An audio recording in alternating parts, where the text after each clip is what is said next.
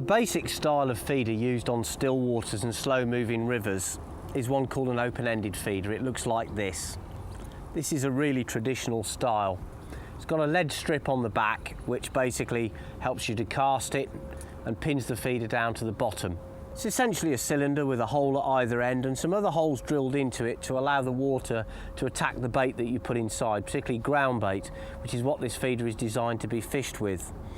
Now, the size of the feeder and the amount of weight you use should be dictated by the distance that you have to cast and any other factors like flow or undertow. Obviously, the more flow there is, the more undertow, the more weight you need to hold the bottom. You should always choose a feeder that you can comfortably cast the distance that you want to go and will comfortably hold the bottom. Generally on still waters you don't need to use a big heavy feeder to hold the bottom because the water is still. You will get some waters however where there is water movement and you might need to up the weight a bit. So your choice of swim feeder on a still water is essentially how far you need to cast. The further you need to cast, the heavier the feeder you're going to have to use. But that's the basic model and I'm going to show you later how it's filled up and why it looks like it does. The other style, which is very similar, is this one. This is what we call a cage feeder. Now the cage feeder allows water to attack the ground bait inside much more quickly.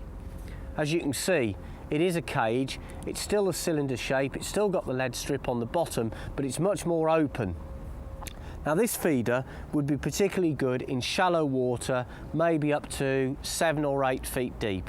Anything more than that and you're going to get problems because the bait's probably going to explode out the feeder before it hits the bottom. So it's quite a specialised feeder, but nonetheless on shallow waters for general ground bait fishing is very, very effective. And these are the two basic styles that we use.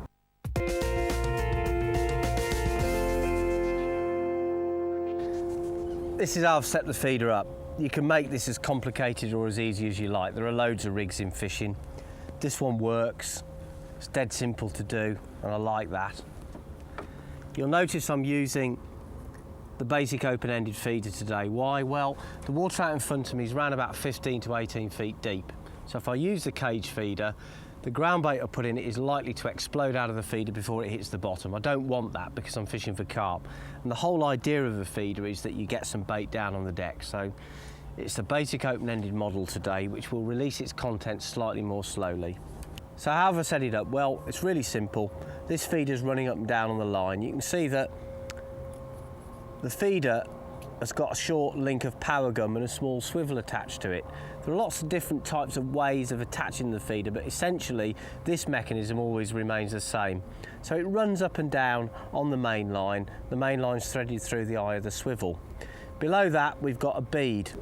The bead protects the knot at the bottom, stops it getting damaged, and it also creates a kind of mini boom or standoff effect which cuts down on tangles when you're casting.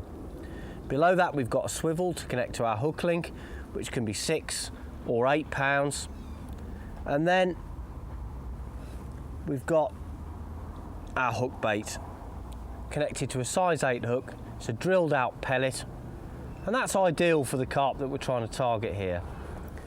What I don't want to do is to get too much into the merits of different hook baits and hooking arrangements.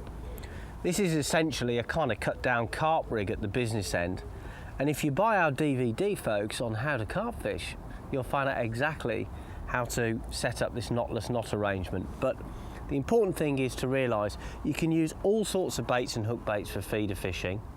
You can side hook baits, you can hair rig baits, it doesn't really matter.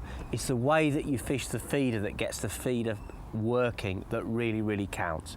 So we're not going to get hung up on hook baits, but suffice to say the hook bait I'm using is driven by the baits that I'm going to be putting in the feeder. You can use all kinds of baits for swim feeder fishing. The list is almost endless. Today I'm going for carp, so I'm going all out for those big fish and I've geared up accordingly. This is my ground bait. Most important thing you've got to know about fishing with an open-ended swim feeder is you must have ground bait. Can't do it without it. The one I've chosen today is by Dynamite Baits. It's a very good ground bait actually. It's a marine pellet ground bait. It's ground down pellet with a few other additives, should point out that I'm actually paid as a consultant by Dynamite Baits, which in no way influences my decision. Of course it does, but this is an exceptional bait actually. I've caught an awful lot of fish with it, and you're going to see it in action today. What do I use to go with it? Well, I've got some halibut pellets, again another Dynamite product. I've got them in different sizes. This is just one bag, but I've got some mixed halibut pellets here with me of different sizes, and I've got boilies.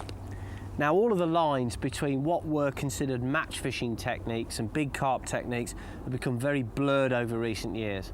You'll find match anglers using pellets and fishy ground baits and boilies, and you'll find big fish anglers using ground baits and other methods that matchmen were using sort of 10 years ago. So the whole thing's got kind of rolled together. Carp are carp, and they love to eat pellets and boilies, so that's why we're going to use them.